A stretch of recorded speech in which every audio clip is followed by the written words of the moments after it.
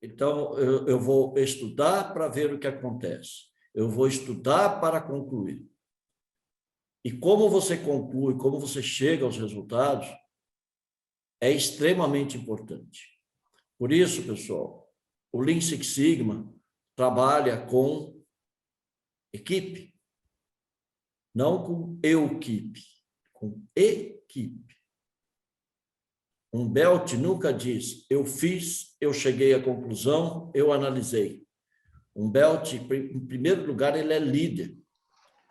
Ele é, como eu sempre falo para o meu pessoal aí, que já teve aula comigo, ele é um diretor de teatro, de uma peça teatral. Ele vai ensaiar a peça, ensaiar os atores. Quem vai encenar são os atores. Quem vai receber os aplausos são os atores. E quem são esses atores? Aqueles que sofrem o problema no dia a dia. Então, são essas pessoas que o Belt tem que liderar. O líder da melhoria contínua tem que liderar. Então, ele não vai fazer, ele não vai ser, eu sou o cara porque eu dou a solução, eu trago. Não existe isso. Eu sou o líder de uma equipe que traz resultados. E aí é outro ponto. Nós não fazemos projeto para cumprir a metodologia, simplesmente usar as ferramentas. Nós fazemos um projeto de melhoria para obter resultados sustentáveis para a empresa. Certo? Então, nós temos que identificar onde está a base. Não adianta eu ficar podando a árvore do mal. Ela sempre vai crescer. O que eu tenho é que encontrar a raiz do problema. E que aí seja sustentável. Sabe? Esse negócio de trabalhar lá, podar. Eu também outra imagem que eu sempre ponho, né? Imagine uma árvore crescendo do lado da sua casa, aí ela atinge o seu telhado e numa ventania ela arrebenta o seu telhado. Aí o que você faz? Imagine que a árvore é do mal, tá, pessoal? Não vamos aqui ficar também falando do meio ambiente. Mas a árvore do mal foi lá e arrebentou o seu telhado. O que a gente faz? Poda a árvore. Resolvemos o problema? Não. Porque a árvore vai crescer de novo e vai de novo atacar o seu telhado. Onde está a raiz do problema? E para isso, entra então a impaciência do ser humano. Porque nós fomos criados de que maneira? Fomos criados para, olha, está acontecendo tal problema assim, rápido, olha, está acontecendo problema lá. Dá um jeito nisso, cara, já deu um jeito nisso. O que a gente faz? Fica pensando numa possível solução para aquele problema. Só que prestem atenção, nós estamos gerenciando o problema. Nós estamos olhando para o problema. Nós estamos olhando para a dor de cabeça, para o sintoma. Nós não estamos buscando resultados. Nós estamos focando em resultado sustentável. Então, a gente vai lá, dá um remédio para a dor de cabeça, e aí, né, passa um pouquinho a dor de cabeça. Passou o efeito do remédio, a dor de cabeça está lá de novo. Por quê? Porque nós não focamos no resultado sustentável. Nós simplesmente estamos gerenciando o problema. Eu sempre tenho uma pergunta quando eu chego nas empresas, duas perguntas, uma para o gerente e a outra para o pessoal, geralmente, da empresa. Para os gerentes é assim, por que vocês trabalham até altas horas da noite? E eles sempre me respondem assim, porque nós temos muitos problemas. Opa, então você conhece os problemas e você está convivendo com eles, vocês estão gerenciando o problema. Segunda pergunta, eu adoro ir naquela reunião que se faz todo dia de manhã para ver o que aconteceu no dia anterior, para ver o que é. O João Batista está dando risada ali porque ele faz. Aí eu chego lá e o pessoal, nossa, porque ontem foi legal, graças a Deus foi legal, graças a Deus foi legal. Pessoal, agradeçam sempre a Deus pelas oportunidades e pelas conquistas. Mas a pergunta que eu faço para eles é a seguinte: e graças a você, como foi o dia ontem? Porque existe um ditado árabe que diz assim: ore ao seu Deus, confie nele, mas amarre o seu cavalo. Ou seja, faça a sua parte.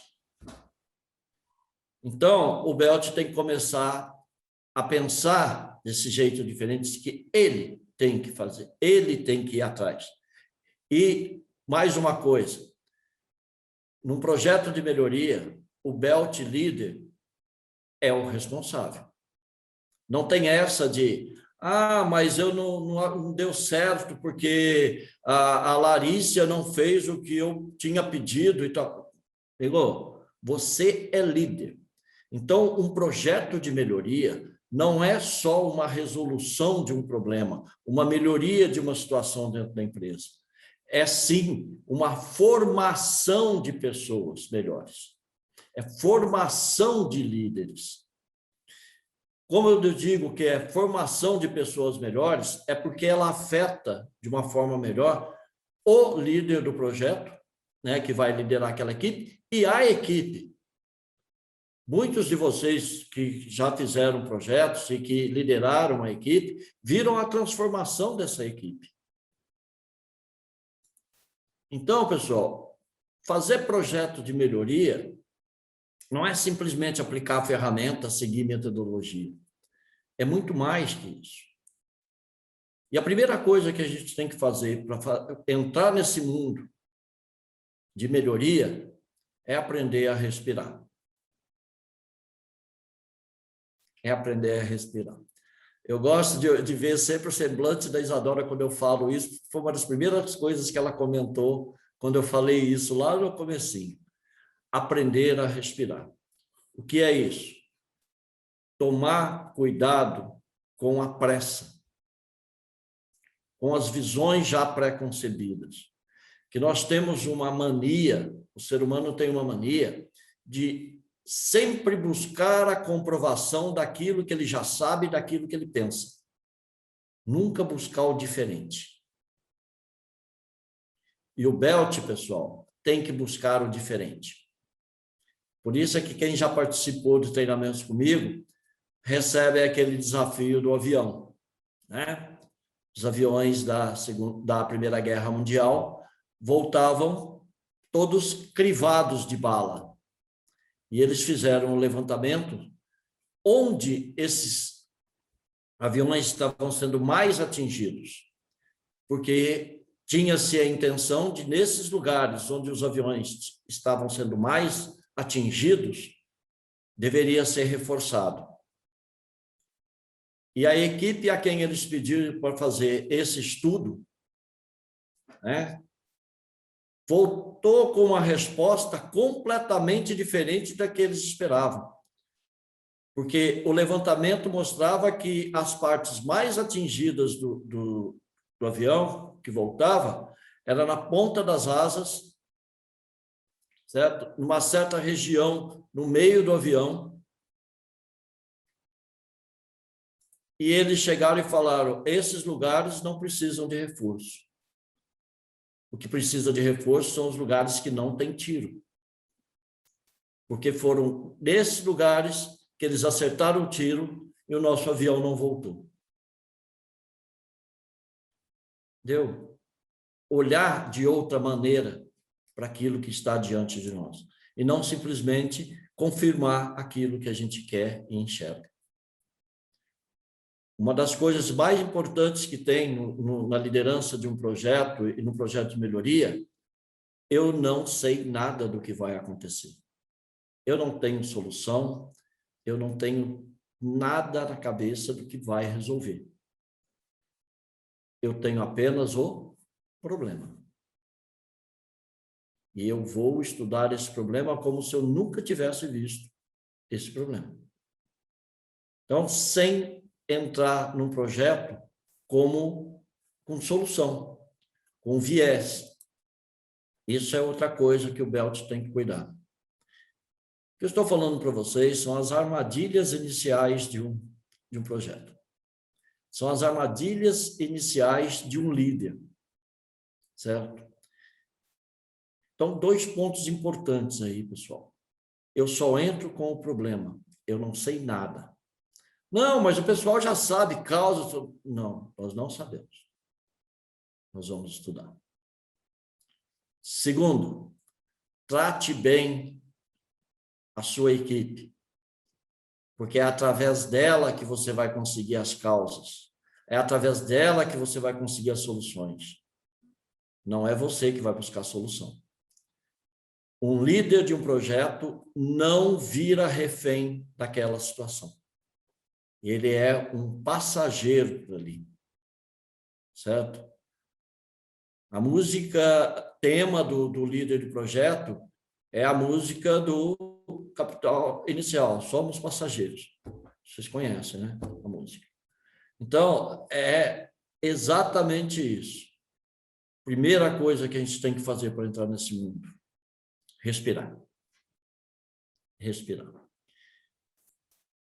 Segunda coisa, eu não tenho solução para nada. Eu primeiro preciso conhecer como é, certo? Porque eu sempre brinco também nos meus treinamentos, né? Que os homens que têm namorada, têm esposa, têm noivas aí, cometem um erro básico na vida, né? Com o humor das mulheres, certo? Ah, minha mulher está mal-humorada, está de cara feia e tal. Já sei, amanhã eu trago flores para ela. Depois, no outro dia, traz um chocolatinho e tal, para, né, para melhorar o humor. Resultado, fica pior ainda, porque no terceiro dia ela vira e fala: um pouquinho, que negócio é esse de trazer presente para casa sem motivo nenhum? Você está aprontando. A partir de agora eu estou de olho em você. Você está rindo, Lucas? É ou não é verdade isso, Lucas? Por quê? Porque a gente não descobre qual é a causa daquilo. A gente não estuda. A gente acha que sabe o que fazer para resolver a situação. E esse achismo acabou. No projeto de melhoria Lean Six Sigma, na metodologia de Mike, não existe achismo. Não existe percepção. Ah, nós percebemos. Ah, nós sentamos e conversamos e chegamos a essa conclusão. Com que base? Amigos e amigas, Lean Six Sigma é matar a cobra e mostrar a cobra morta. Não é mostrar o pau, não. Entenderam? O ditado antigo, mata a cobra e mostra o pau, deixa de existir. É matar a cobra e mostrar a cobra morta. Só que para fazer tudo isso, nós temos que ter uma metodologia, um jeito de fazer, um caminho, e ter uma caixa de ferramentas, né? Um conjunto de ferramentas que a gente vai usar quando for necessário. E é esse outro detalhe. Não é necessário usar muita estatística, usar todas as ferramentas. O grande lance de um projeto de melhoria é definir bem o que está acontecendo, estudar, compreender, entender o que está acontecendo, concluir e resolver aquilo e sustentar. Com que ferramenta eu vou fazer isso? Com a mais apropriada para a situação. Eu não tenho que usar todas as ferramentas que eu aprendo no treinamento. Eu tenho que usar aquelas que forem necessárias. Por exemplo, nós temos uma caixa de ferramentas do carro. Tem muita gente que tem a caixa de ferramentas do carro, né? O mecânico tem a caixa de ferramentas lá total para usar no carro. Você chega para ele e fala: ó, furou o pneu. Ele tem as ferramentas específicas para trocar o pneu, para consertar o pneu. Agora, você chega e fala: olha, estou com um problema que eu não sei o que é. Ele olha e fala: é a caixa de comando. Ele vai usar os macacos, vai usar as mesmas ferramentas? Não, mas vai resolver o problema. Então, é outra coisa que o Belt tem que ter na cabeça. Eu vou usar a ferramenta que for a melhor para aquela situação. Certo? E não vou pular nada. Como eu disse, respirar, passo a passo. Então, eu vou mostrar para vocês o primeiro problema que o Belt enfrenta. Que no treinamento, até o Fernando um dia comentou comigo, Rama, essa primeira parte que você faz é mais demorada do que eu já estou acostumado. O Fernando uma vez comentou comigo, nós já estamos em tal aula e você está ali ainda, porque é a base, é a estrutura, é o alicerce da casa, é a fase de definição do projeto. Tá? E é ali que as pessoas começam a se enrolar. Para mim, pessoal, eu vejo que é a fase mais difícil de ser feita, pelo jeito. Porque as pessoas têm dificuldade em, primeiro, identificar um projeto. Quanto mais definir as coisas dentro do projeto. E por isso eu vou começar o dia aqui hoje falando sobre onde estão os projetos. Porque mesmo que eu demore mais e fique reforçando, aí quando vai fazer o projeto, eu ligo para a pessoa, ou encontro com a pessoa e falo, e aí, como está o seu projeto? Cara, eu não consegui definir qual projeto que eu vou fazer. Eu estou aqui pensando, eu estou imaginando imaginando? O projeto está na sua frente. Está no dia a dia. É isso que eu falo, o Belt não tem que ficar lá pensando qual projeto eu vou fazer na minha vida. Não. É buscar onde está o problema. Lição número 1 de um projeto. Você precisa de um problema. E nós estamos cheios de problemas. E aí eu fico tentando imaginar outra coisa. Não. Então, vamos lá. Eu vou, antes de começar a mostrar como é a sequência de um projeto, inclusive com o template da Apollo, eu vou mostrar a sequência do projeto, o que é que a gente tem que fazer na sequência toda, que já é um guia, e que esse template está à disposição, né, Fernando, para todos, certo? Eu vou usar esse template, pessoal, para mostrar para vocês a sequência de um projeto. Mas antes, eu vou falar onde estão os projetos, né? Para não ver aqueles rostinhos assim, quando eu vejo aqui na internet, entro lá e falo, achou o projeto? Não achei. Olha, já pensei, não achei o projeto. O projeto está ali na frente. Então, numa empresa ou na nossa vida, a gente tem alguns lugares que a gente deve achar um projeto. E esse projeto, ele está tão na nossa frente que a gente não quer enxergar. A gente quer achar alguma coisa mirabolante. Só para vocês terem ideia do que é isso, eu tive um trabalho que eu fui fazer na Volkswagen.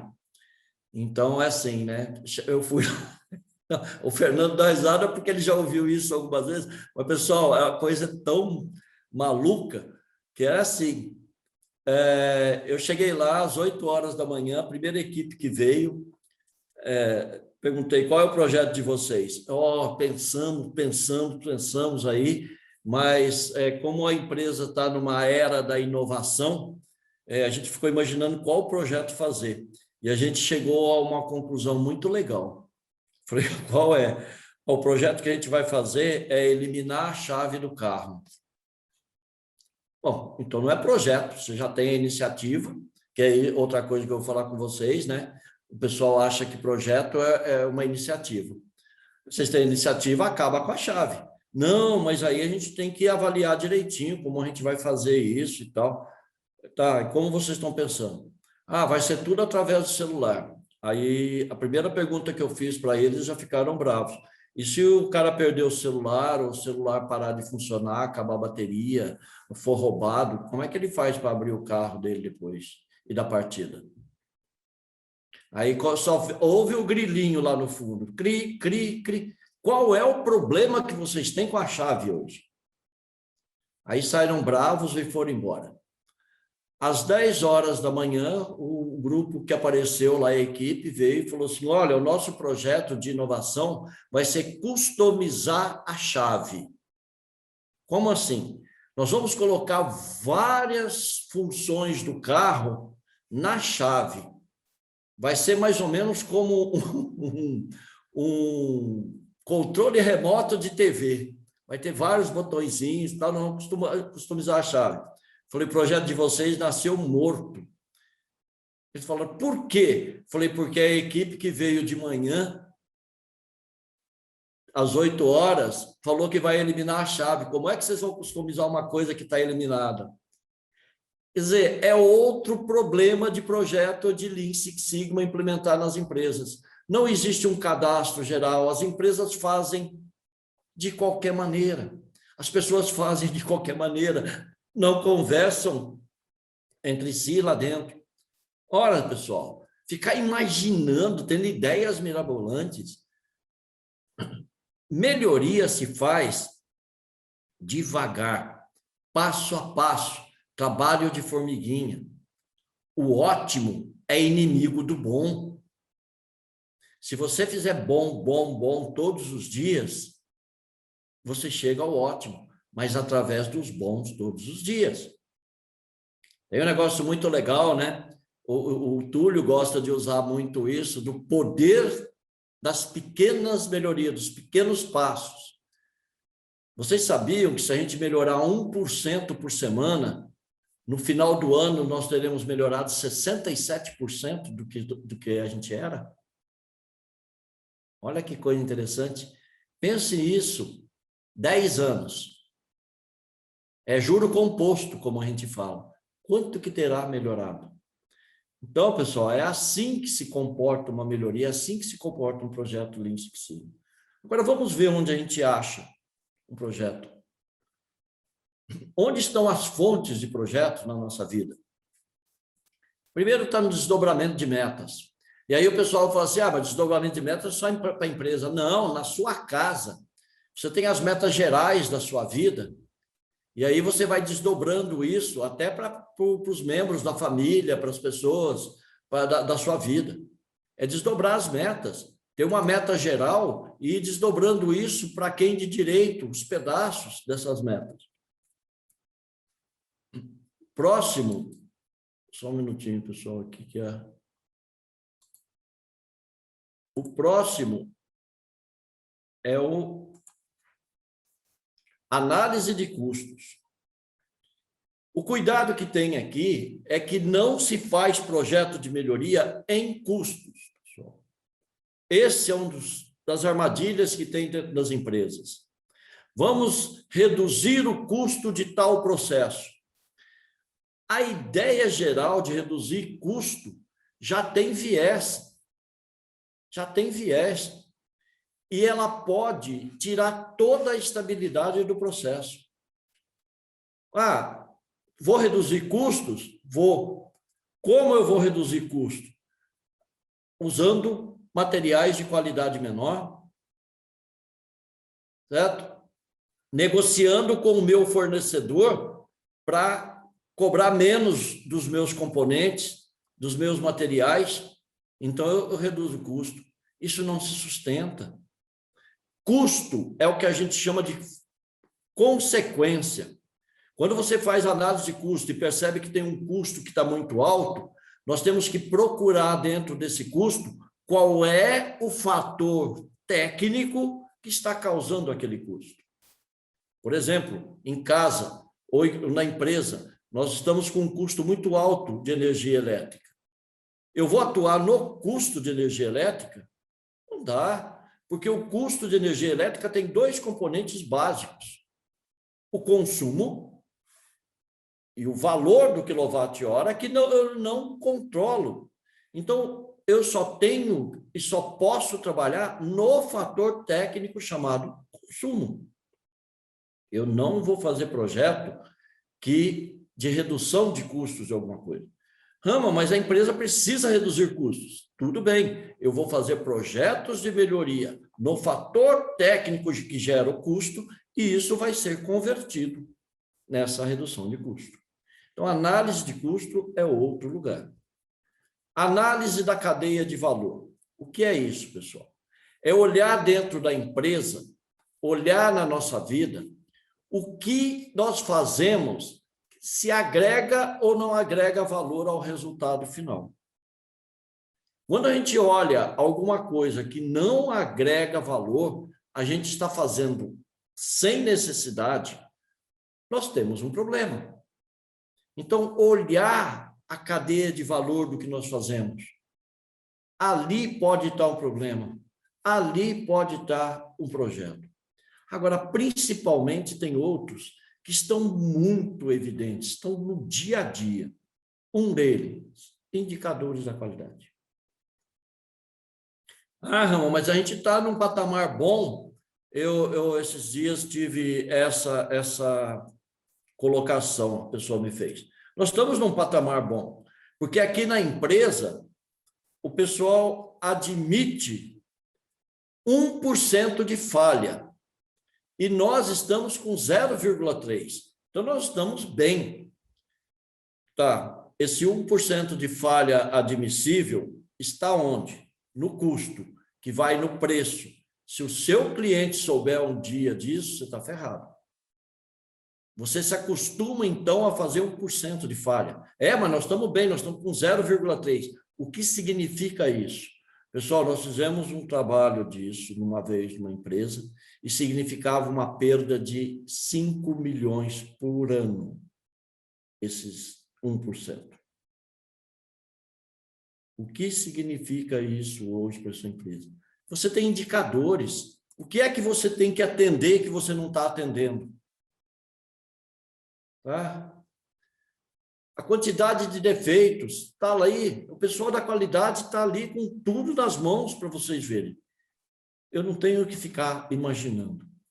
Outros, índice de satisfação do cliente, que é outra coisa também. Eu não vou trabalhar na satisfação do cliente diretamente, como as empresas fazem. Eu vou trabalhar naquilo que provoca a satisfação ou insatisfação do cliente. Então, eu vejo empresas que falam, eu vou aumentar a satisfação do meu cliente. Sabe o que eu vou fazer? Vou criar um saque.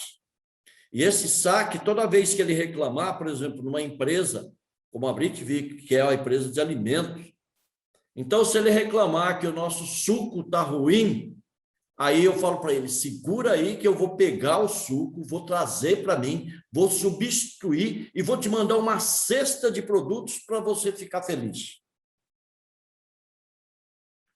Aumentou a satisfação do cliente? Parece, momentaneamente. O que ele vai pensar depois? Ele vai falar, caramba, esses caras estão me enrolando. Quer dizer, então, que eles fazem produto ruim e depois abafam. Satisfação de cliente é entender o que é que está provocando a satisfação ou a insatisfação. O fator técnico dentro da empresa. O processo que está gerando aquela satisfação, ou não. Também é outro lugar. Problemas crônicos, operacionais e administrativos, os desperdícios, gargalos, o processo escondido. Rama, nós não temos isso. Não tem, sabe por quê? Porque a gente já se tornou amigo disso. Já virou companheiro nosso no dia a dia. Então, pessoal, abram os olhos. Olhem as coisas de modo mais crítico. Toda perda é desperdício. Tem aqueles 8 desperdícios que a gente tem que olhar. Desperdício até intelectual são problemas crônicos dentro da empresa. Estoque, reprocesso, processo a mais. Eu vejo empresas que geralmente gostam de, o nosso processo é ineficiente, então eu crio um segundo processo para reprocessar o processo. Que é isso? Isso é criar condições piores. Esses problemas crônicos estão ali no dia a dia. Deixe de ser amigos de problemas crônicos. E também tem os problemas com impacto direto no cliente e na sociedade, meio ambiente, essas coisas todas. Gente, com tanta fonte de projeto, a gente tem que ficar imaginando o projeto, a gente tem que ficar pensando em qual projeto fazer. Basta ir lá e perguntar para o pessoal da qualidade que vocês vão achar 1000 projetos. Todo projeto deve estar focado em melhorias para fazer o quê? Para que ele precisa? Para eliminar fontes de reclamação de clientes. Então, ele está para melhorar e eliminar fontes técnicas de reclamação de cliente e não diretamente na reclamação do cliente. Eu não quero atacar o resultado, eu quero atacar a causa, a fonte de reclamação. Eliminar defeitos mais recorrentes na empresa. Ganhar competitividade em relação aos produtos da concorrência. Não adianta dizer eu tenho o melhor serviço de atendimento ao consumidor, ao cliente, pós-venda do mundo. Não. A competitividade é no produto oferecido, na qualidade do produto oferecido, não no pós-venda.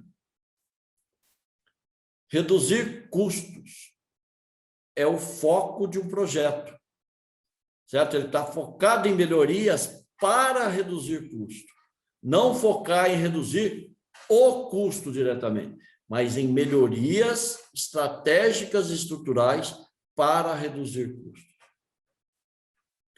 Um bom projeto Lean Six Sigma, ele tem algumas características que têm que ser obedecidas, pessoal, que é assim, deu a pancada nisso aqui, desprezou isso, vai ter troco mesmo, lá no final do projeto. Primeiro, o projeto, ele não pode fazer aniversário. Dependendo do nível do projeto, o Yellow Belt, Black Belt, Green Belt, ele tem um tempo de duração dele, não pode passar daquilo. Ah, Rama, mas o meu projeto é muito complexo, quebra. Já falei, o ótimo é inimigo do bom, faça aos poucos. Duração de 4 a 6 meses máximo. Não faça aniversário. Eu sempre brinco, eu falo na brincadeira, mas é verdade. Lá na GE, quando a gente fazia os projetos, pessoal, não comemora aniversário, não, porque se projeto ficou 1 ano, vou acabar, não consegui. Se projeto fizesse 1 ano, era bom não ir trabalhar naquele dia, que estava completando 1 ano. Porque em algum momento do dia ia aparecer um grupinho lá, pentelho, com um bolinho de padaria e uma velhinha de em cima cantando parabéns. Era vergonha mesmo. Projeto, ele tem que ser resolvido de 4 a 6 meses. Projetos têm que enxergar oportunidades rápidas. O pessoal tem que ser ágil.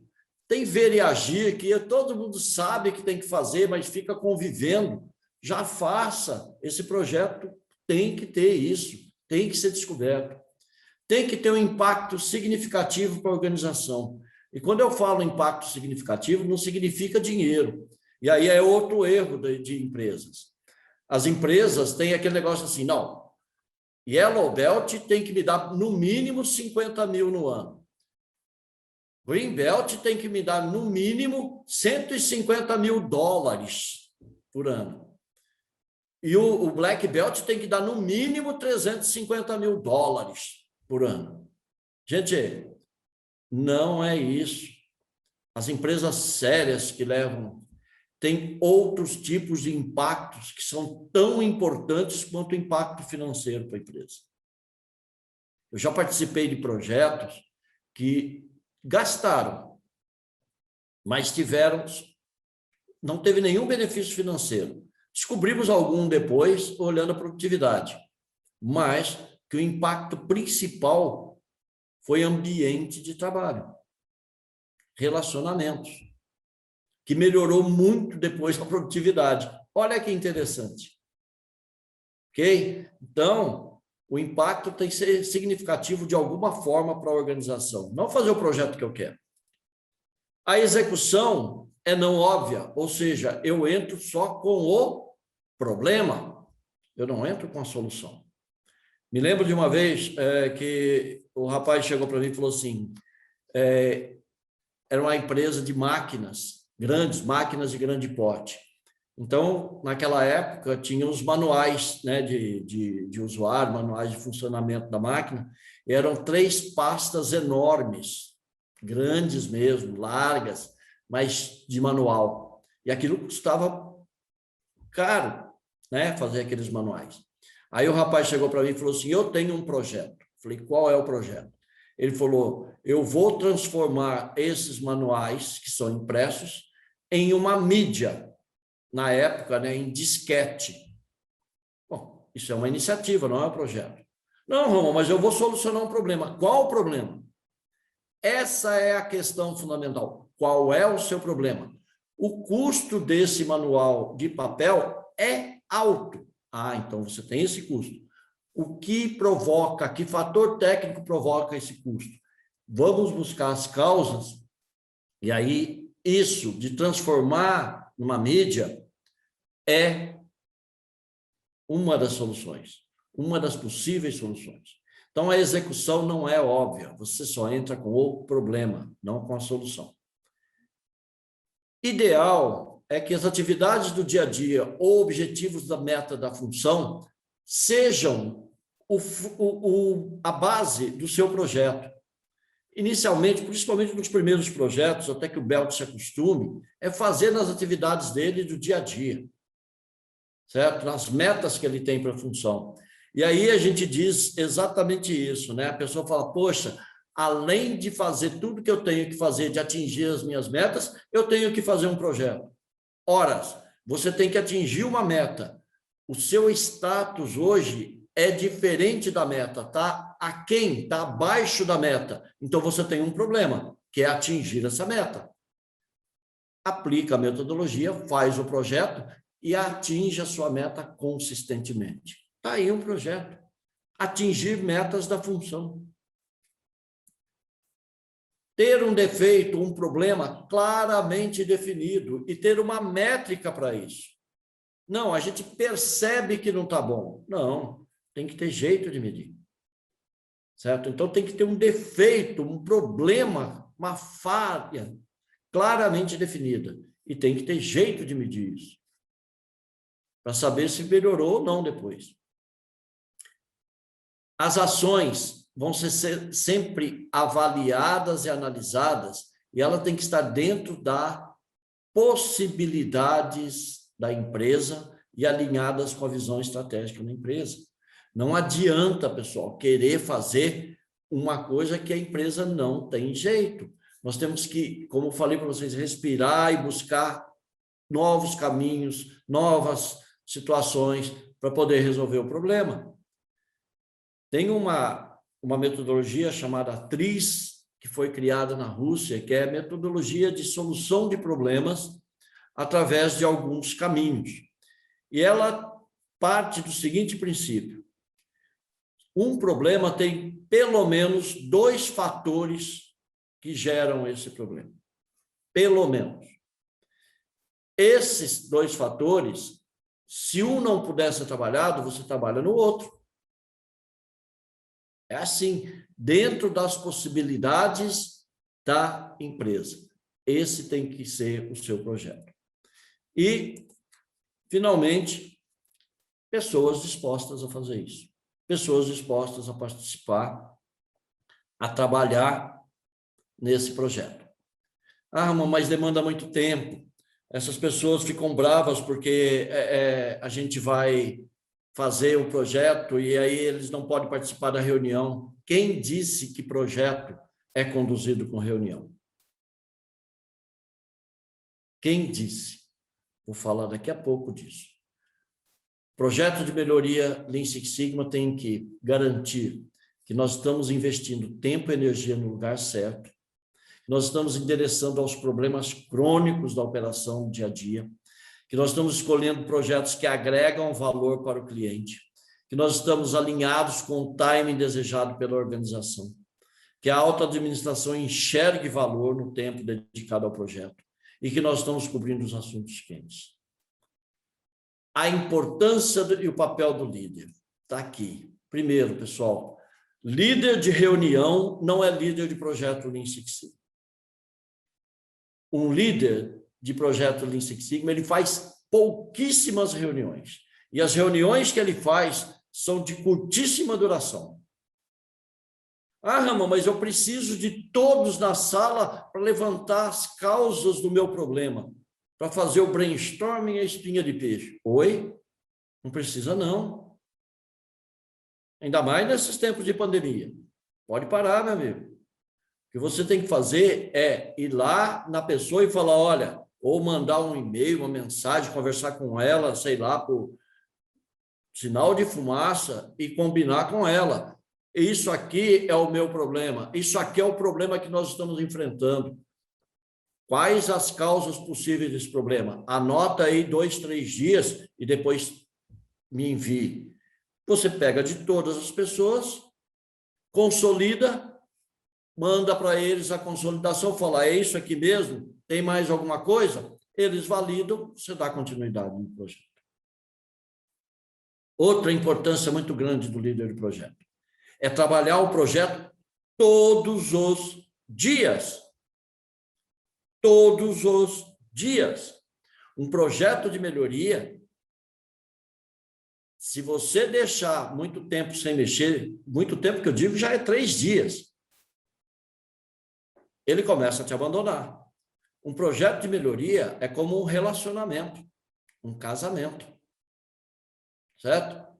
Todos os dias eu posso estar de mau humor, não ter dormido direito, estar com dor de cabeça, amiguinho, é falar bom dia, dar um beijinho e falar eu te amo. Pessoal, 10, 15 minutos por dia. O que é que eu tenho que fazer isso? Faça um cronograma. Essa é a importância e o papel do líder. Fazer um cronograma e fazer gestão disso. O que é que eu preciso fazer? Ah, eu preciso de dados. Quem vai me fornecer? Isadora. Tá, já liga para a Isadora e fala, Isadora, pô, aqui, ó, preciso disso, disso, disso. Para quando? Já acerta. Se vocês fizerem isso, sabe, 10, 15 minutos de manhã, à tarde dá mais uma olhadinha, 10, 15 minutos, seu projeto deslancha. Agora, falar assim, não, toda sexta-feira eu vou me reunir com a minha equipe às 2 horas da tarde. Nós vamos trabalhar por 2 horas consecutivas. Esqueça. Isso é marcar para namorar com a sua esposa, cara. Não vai dar certo.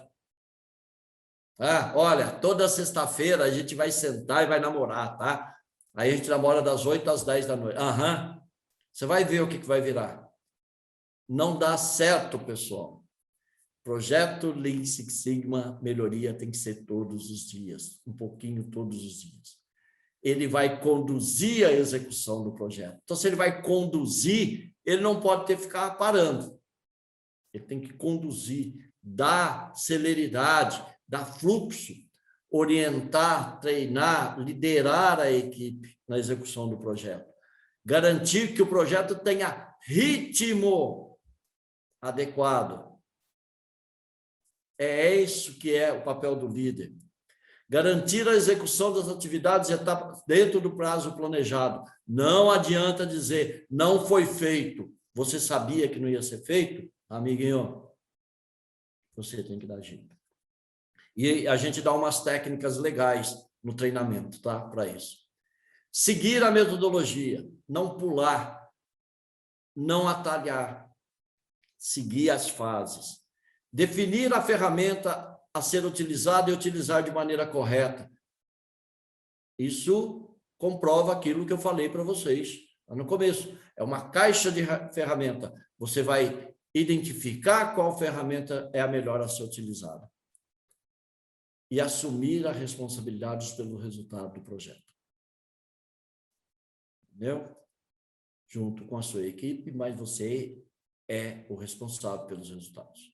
O líder do projeto. Ok, pessoal?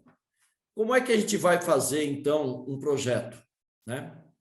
Nós preparamos um template para vocês da sequência do que deve constar um projeto, o que deve ser feito um projeto. E começa com isso aqui, olha. O projeto Lean Six Sigma e o nome do projeto. E aqui já começa o problema. O nome do projeto não precisa ter a meta e não precisa ter a solução. Aliás, não deve ter a solução. Ele simplesmente é reduzir, sabe, aumentar a produtividade da linha tal de montagem, aumentar a produtividade da moagem, coisas assim, um nome simples, baseado no problema. Como é a sequência de um projeto Lean Six Sigma com o modelo DMAIC, como o modelo mental DMAIC? Ele começa com a definição, onde a definição é fechada, a fase é fechada, com o contrato do projeto. E para montar o contrato do projeto e ele ser aprovado, você tem várias definições. Definição do problema, a definição do indicador do problema, o levantamento do histórico do problema, a definição da meta, a definição da equipe, a definição dos benefícios e, se tiver o benefício financeiro, também fazer a definição. Juntar tudo isso num contrato para que seja aprovado. Ok? Então, isso termina a fase de definição. A fase de medição, ela tem dois caminhos. O caminho que a gente chama de qualitativo e o caminho que a gente chama de... Não bati... Isso. O caminho que a gente chama de quantitativo. O caminho qualitativo é o caminho que trata das causas e do mapeamento do processo. Então, o caminho qualitativo é aquele que a gente tem que percorrer primeiro. A gente vai fazer o mapa do processo, e aí eu vou mostrar daqui a pouco para vocês, passo a passo, e quais as ferramentas que são utilizadas. Levantar as causas potenciais, todas as causas potenciais, sem filtrar. Essa é uma das armadilhas que nós aprendemos a fazer, o levantamento de causas e a espinha de peixe, já filtrando, né? Ah, isso não é solução. Não, isso aqui, o que a gente acha? Não, isso aqui que eu acho que é causa. E aí a gente acaba saindo ali já no máximo com 8 causas. Não, isso aqui é que nós vimos que são as causas. Oi? Nesse momento, tudo pode ser causa. Até o humor do chefe. Até o humor do chefe pode ser causa. Certo? Até o time que torce errado pode ser a causa do problema. A gente brinca assim, mas exagerando, mas é verdade. Tem jeito de buscar essas causas. A gente mostra como busca essas causas. Tem que buscar todas as causas potenciais. Pessoal, eu já vi muito projeto ir por água abaixo, por já começar a filtrar as causas aqui. Lembre-se, a gente tem a mania de querer comprovar aquilo que a gente já sabe. Então, se você começa já a filtrar as causas aqui, você vai levar para aquilo que você já sabe. E o que você já sabe, todo mundo sabe. E o que todo mundo sabe, até hoje não foi resolvido. Por que será, não? Porque alguma coisa deve estar errada. Essa nossa visão deve estar errada. É só isso. Ou não é? Então, é hora de largar essa visão e aqui colocar todas as causas potenciais. Entendeu? Tudo. Então, e fazer o que a gente chama de priorização. Para que a gente faz essa priorização? Para entender o que a gente vai fazer com todas aquelas causas. Quais causas devem ser deixadas de lado agora? Quais causas a gente deve estudar? E quais causas são passíveis já de um plano ver e agir? Que pode já ser feito aqui, um plano de ação ver e agir. Mas com prazos curtos. Outro erro, outra falha. O pessoal vem aqui e fala, eu fiz um plano de ação ver e agir. Tá, já depois de uma semana está pronto? Não, tem ação aqui que é para o ano que vem. Oi? Tá doido? A plano de ação ver e agir é para a próxima semana, meu amigo. É rápido, tá vendo? É ver e agir, é rápido. Então, aqui tem as oportunidades rápidas. E aí a gente sai dessa estrada aqui, desse caminho qualitativo com as causas prioritárias. E aí depois a gente vai fazer o que a gente chama de caminho quantitativo. É a gente verificar a normalidade dos dados, normalidade dos resultados do meu processo, né? Fazer o levantamento do indicador, o histórico dele, verificar a normalidade e fazer o cálculo que a gente chama da capabilidade, que é ver o nível de falhas que a gente tem e o nível sigma. Aqui tem outra armadilha. Porque aí chega nesse ponto, a pessoa fala assim, o que eu vou fazer? Legal. Os dados não normais. Eu sou Greenbelt, eu não aprendi a trabalhar com dados não normais. Aí começa a procurar outras pessoas e outras pessoas dizem assim para ele, sabe o que você faz? Faz como a gente aprendeu na nossa vida. Ponto fora da estatística, elimina. Elimina. Dizer uma coisa para vocês, essa é uma das maiores armadilhas. É como se você estivesse garimpando ouro, peneirando ouro todos os dias, e todos os dias você acha uma pepita de ouro, são as causas do seu processo, né? Vai achando ali pepita de ouro, tá? São os dados do seu processo, é o seu histórico de achar todo dia pepitas de ouro. Um dia você está peneirando, cai uma pedra brilhante enorme na sua peneira. Você olha e fala, eu estou procurando ouro. O que é isso? Diamante. E joga o diamante fora. O outlier, aquilo que está fora da estatística, é o grande segredo. Que é ele que pode estar causando seu grande problema. O seu resultado ruim. Pessoal, rapidamente contar uma história para vocês, muito legal do que é isso. Participei do mentoramento de um projeto que já tinha sido feito para refazer o projeto. E eu curioso, saber o que tinha acontecido no projeto. O que aconteceu foi o seguinte, o camarada fez o levantamento, o Belt fez o levantamento lá dos dados, fez a normalidade, o teste não normal. Opa, não sei trabalhar com o normal, vou começar a tirar os outliers. Tira o outlier, tira o outlier, tira o outlier. Normalizou os dados. Eu gosto da expressão que o pessoal fala, como é que é? Eles vão trabalhar os dados. Eu nem lembro, porque eu não gosto da expressão que o pessoal usa, mas né, trabalhou os dados, trabalhou o banco de dados. Aí, bom, normalizou, foi procurar causas e tudo mais, não conseguiu grandes avanços, grandes melhorias, implementou o que tinha que implementar, foi fazer o acompanhamento 12 meses, mas no primeiro mês já deu pau. Deu um outlier enorme.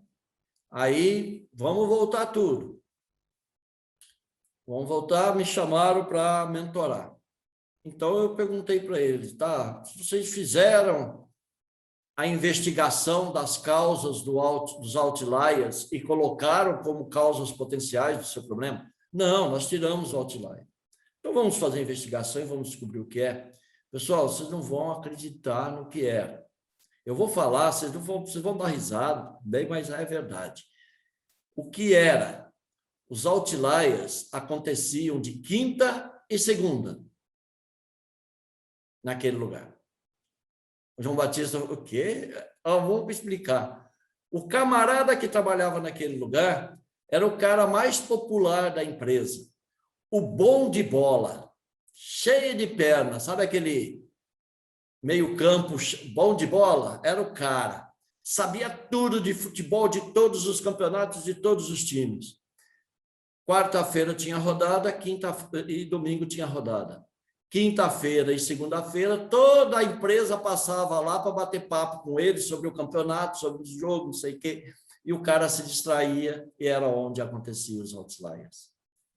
Ou seja, tirou os outliers, não descobriu o que era isso, ficou tudo normal, não resolveu o problema, o cara continuou lá. Armadilha, está aqui, uma das armadilhas, é aqui nessa estatística. Já vou passar para vocês. Tá? Não. Bom, sim. Eu tive um problema parecido com meu primeiro projeto, minha certificação no Greenbelt foi melhoria de OE. E eu tinha um problema que de segunda-feira a máquina ficava lenta, tinha queda no desempenho. Aí eu descobri que é porque o operador chegava de ressaca. Então, Né? e aí? Não é uma causa do processo, porque se ficar só as causas do processo, que são as chamadas causas comuns, vai dar tudo normalzinho. Exatamente. São causas especiais, que se a gente não se atentar, não dá certo o nosso projeto. Chegava de ressaca e botava a máquina devagarzinho, que era para eu poder acompanhar. Aí, pessoal, olha que legal. Muito obrigado, Isadora. Perfeito. Então, pessoal, priorizando as causas, é hora de identificar quais são as causas prioritárias para a gente estudar, para descobrir as causas vitais. O que são essas causas vitais? Essas causas vitais, elas só vão poder ser consideradas como vitais se a análise estatística demonstrar isso. Qual é o tamanho do impacto dessa causa, o tamanho da correlação dessa causa com o nosso problema, mas através de análise estatística, não do que eu penso. Tem muitos, aí também outro erro, priorizou as causas aqui, pega aquelas causas que o pessoal avaliou como de mais alto impacto e de menor esforço, essas aqui são as causas vitais, vamos fazer ação em cima disso. As causas vitais mesmo não foram achadas, ou seja, pula-se a fase de análise. E a gente não chega às causas vitais, aquelas que a gente tem que controlar, aquelas que a gente tem que dominar o tempo todo, porque senão elas vão provocar problema. Certo? Encontrar as causas vitais, ou chamadas causas raízes também, né? Quando faltam dados, a gente tem ferramentas para encontrar as causas raízes. A gente, então, faz um brainstorming de soluções, e aí sim é que a gente faz um plano de ação. E esse plano de ação é todo elaborado em cima das causas. Eu não vou fazer ação na saída. A gente vê aqui outra armadilha. Plano de ação. Formar uma equipe para quando o problema acontecer, analisar rapidamente e fazer a contenção. Oi? Resolveu nada. Só põe mais problema na empresa. Como é que eu vou reunir esse povo logo? Vejo planos de ação assim, melhorar o ambiente do setor. Como? Qual a causa que você vai atacar para melhorar o ambiente? Melhorar o layout do setor. Isso não é plano de ação. Plano de ação é na causa. É o que eu falo para o pessoal, se você descreve bem a causa, analisa bem a causa, fica fácil. Vocês querem ver? Estou fazendo café e meu café está ficando amargo. Uma das possíveis causas, quantidade de pó. Está bem definida, bem legal. Chego lá na frente, a causa é crítica. Quantidade de pó pode deixar o café amargo? É crítica, essa é. Quantidade de pó, o que eu tenho que fazer? Qual é o meu plano de ação? Controlar a quantidade de pó. Está fácil. Está fácil. Então, tratar as coisas com o devido respeito e sempre devagar e respirando. Certo? Feita a melhoria, feito o plano de ação, executado o plano de ação, dentro da fase de melhoria, a gente vai coletar os novos dados, os dados depois das melhorias, a nova situação, e vai verificar se melhorou ou não, fazer a nova capabilidade, verificar o quanto melhorou. Rama, eu vou fazer isso na fase de controle. Não, mas aí eu vou ter... Meu indicador é mensal. Então, esse é outro problema. Essa é outra armadilha. Porque tem que ser comprovado dentro da fase de melhoria. Executou as ações, qual é a nova situação? E comparar se melhorou ou não, o quanto melhorou. A fase de controle, ela não é a fase que você vai medir a nova situação para ver se melhorou ou não. O pessoal fala, agora eu vou controlar a saída do meu processo. Para começar, controle não é feito na saída do processo. Saída do processo, o resultado é monitoramento. Não, Rama, eu controlo. Quanto mais eu controlar a saída, quanto mais eu medir a saída, mais eu tenho o meu processo sob controle. Não. Você está sendo apenas um médico legista. Você está comprovando se o defunto está morto ou não. Gostou, né, João? João Batista, gostou, né? É verdade, pessoal. Já está feito.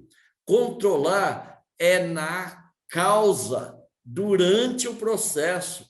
Se a causa principal, uma causa crítica, é a temperatura do processo, você vai fazer controle na temperatura, durante o processo. A fase de controle é justamente para isso, para padronizar todas as melhorias e criar um plano de controle nas causas para controlar as causas e, com isso, controlar o seu resultado. Garantir que o seu resultado vai estar certo. Ah, mas eu nunca vou olhar o meu resultado? Sim, você vai monitorar, você vai auditar o seu resultado com menor frequência, porque você tendo certeza que você está controlando as causas, você está garantindo o resultado.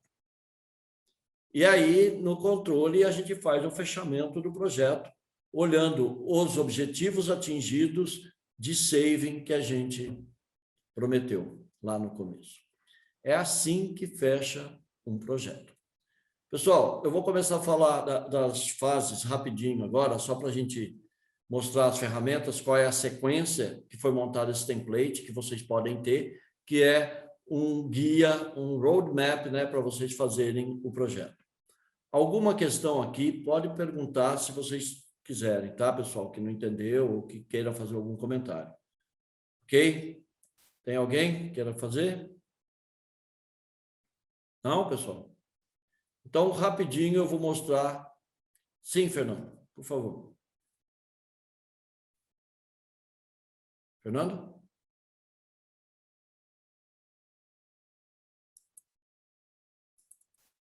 Eu estava dizendo que tem um efeito da mão aí, pode levantar a mão que você atende. Ah, tá.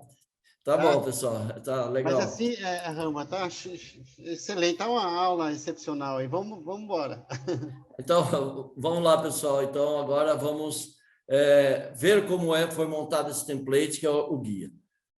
Tudo começa com a fase de definição, que dura aí de 1 a 2 semanas, e o objetivo, então, é definir todos os parâmetros, tudo que acontece no problema. Então, é definir o problema, é definir o escopo, né, do seu projeto, é definir a equipe, os benefícios, montar esse contrato com as outras definições, como a meta, o indicador e tudo mais. E no template, existem as ferramentas para isso, é claro, né? Só voltando aqui, existem ferramentas. Então, as ferramentas têm a definição do KPI lá do indicador, como é feita, a formação de equipe, que a gente mostra como formar a equipe, a matriz dentro e fora, a matriz é ou não é. Então, começamos com a fase de definição. A primeira coisa que a gente põe no projeto é o nome do processo. O processo onde acontece o problema. Você já tem lá...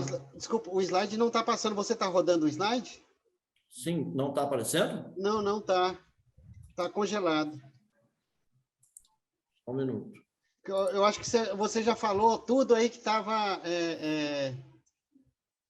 na frente, e o slide ficou congelado. Pelo menos acho que foi só para mim ou foi para todos aí também?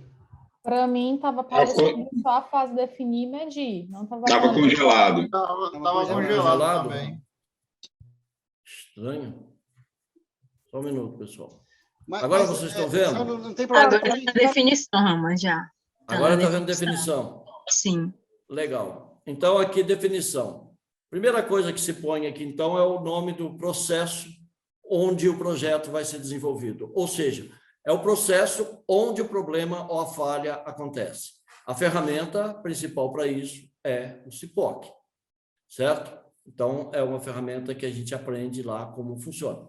Depois vem a declaração do problema, ou da oportunidade, né? Que é a descrição sucinta do problema, feita no máximo em 15 palavras, certo? Que a gente extrai dessa matriz é ou não é. Então, tem lá, aqui tem um exemplo, consumo do material ABC e tal, acima do planejado, a partir de tal data, essas coisas assim. Depois tem a justificativa desse projeto. Por que nós vamos fazer?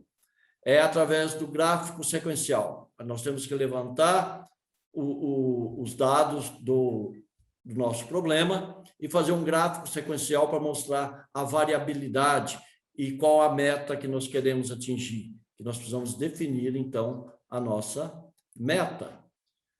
Certo? Como nós definimos a nossa meta? Ela vem através da voz do cliente, voz do negócio, dizendo para a gente qual é o problema que eles estão enfrentando, e a gente, então, identificando o problema e identificando como medir aquele problema, que é o KPI. E a gente coloca aqui o KPI, que é o indicador. E define também a meta do KPI. Atenção, outra armadilha aqui. A meta é em cima do indicador, da métrica, do KPI. E ela tem que ser uma meta que a gente chama de SMART. Ela tem 4 componentes. Objetivo, aumentar, reduzir, alcançar o valor do seu objetivo, o que você vai aumentar, reduzir, e o prazo, para terminar. Tem um exemplo aqui, reduzir 10% a perda de embalagem até dezembro de 2021. E o ganho financeiro que tem, se tiver, certo? Seguindo, o que está dentro e o que está fora do projeto. Pessoal, cuidado com isso aqui. Se você não definir e não deixar claro o que é, você pode enfrentar a ira e a influência de um personagem que existe em todas as empresas, que se chama Jaque. Vocês conhecem esse personagem? Ninguém conhece esse personagem? Jaque? Já que fez no setor, duplica para o outro. Exato.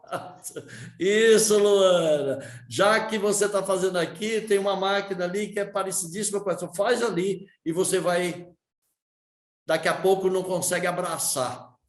Então, pessoal, é muito importante definir o escopo, que também vem lá da matriz é ou não é. O que está dentro e o que está fora. É só isso. Não, mas já que você está fazendo, não, eu vou fazer aqui, depois eu faço no outro. O ótimo é inimigo do bom. As premissas, né, que são aqueles fatores associados ao escopo do projeto e ao que você vai fazer com o projeto.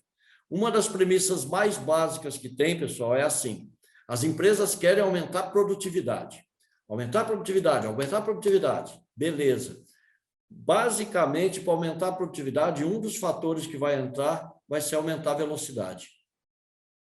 Vai acontecer. Aumentou a velocidade, o que é que vai acontecer com a qualidade? O pessoal da qualidade que está aí pode dizer.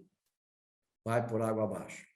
Então, a premissa básica nessa situação é aumentar a produtividade sem prejudicar a qualidade e sem aumentar custos. São premissas. Restrição. A restrição mais frequente nisso aqui é não ter investimento, não ter gastos. A ideia de um projeto de melhoria Lean Six Sigma é fazer isso sem gastos. Ah, Rama, mas tem a possibilidade de ter algum gasto tendo retorno? Aí sim, aí nós vamos conversar. Mas gastar por gastar, não. De jeito nenhum. Só vamos gastar se o retorno daquele investimento, daquele gasto, for compensador. Ok, pessoal? É claro que pode ter outras restrições, como liberação de pessoas para auxiliar quando for necessário, também tem problema. As contribuições para o negócio, que são os benefícios, que podem ser quantitativos ou qualitativos, certo? Melhorar relacionamentos, melhorar ambiente de trabalho, são chamados qualitativos. Eles são intangíveis, né? Você percebe, mas não tem jeito de medir. E os benefícios qualitativos, que são aqueles que a gente tem jeito de medir. Também tem que... Bom, última coisa é definir a equipe do projeto, né? Quem são as pessoas que vão participar do seu projeto. E aqui, definição de equipe, a gente mostra que a equipe ela tem que ser o mais enxuta possível, mas tem que ser aquelas pessoas que realmente vivem o problema. Não coloquem pessoas só porque é amiguinho, só porque está disponível. Não, são as pessoas que podem trazer realmente resultados e conhecimento do problema. E fazer um cronograma para fazer a gestão do seu projeto, da condução do seu projeto. Ok? Com todas essas definições, faz-se o contrato e esse contrato tem que ser assinado pelo patrocinador do seu projeto, pela controladoria, pela área financeira, pela melhoria contínua, se tiver o setor dentro da sua empresa, por você e pelo dono do processo, se você estiver fazendo um projeto onde existe um dono do processo, que você não é o dono do processo. Feito o contrato, validado, finalizou a fase de definição. Entramos, então, na fase de medir, que vai durar de 1 a 2 meses, certo? É nessa fase que você faz a primeira reunião com a equipe, porque a fase de definição é só sua, é 100% líder. É nessa fase que a gente faz a primeira reunião da equipe, e aí a gente faz aquelas definições, aquelas avaliações, que é criar a lista potencial de X das causas, fazer a priorização e realizar as primeiras avaliações. Fazer a avaliação estatística da capabilidade e do nível de falhas. E aqui, pessoal, tem um ponto que eu deixei para falar agora, que ninguém faz, que é validar o sistema de medição do nosso problema. Rama, não dá para fazer isso, Rama. Está tudo dentro do sistema, já está tudo anotado lá, como é que esse dado foi levantado, como é que se chegou a esse valor. O seu sistema de medição é um dos 6 M's que compõem um processo. A medição, o sistema de medição. Se ele estiver variando demais, se ele estiver dando resultado falso, a sua visão é falsa sobre a situação do processo. Então, tem que validar o sistema de medição. Belt não gosta de fazer.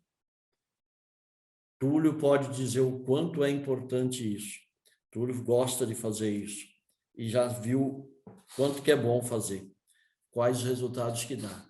Gente, validar o sistema de medição é essencial e pode ser a sua armadilha nessa fase, se tiver muita variação no sistema.